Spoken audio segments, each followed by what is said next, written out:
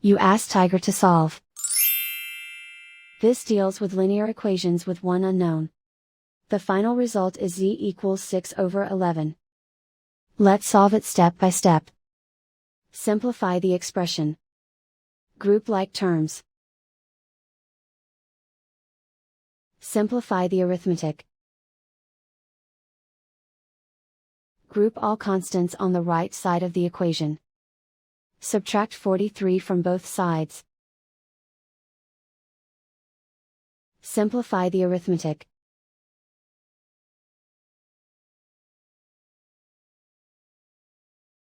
Isolate the z. Divide both sides by -22.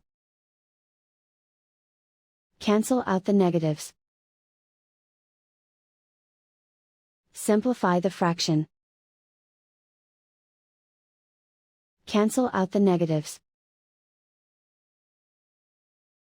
Find the greatest common factor of the numerator and denominator. Factor out and cancel the greatest common factor. And so the final result is z equals 6/11.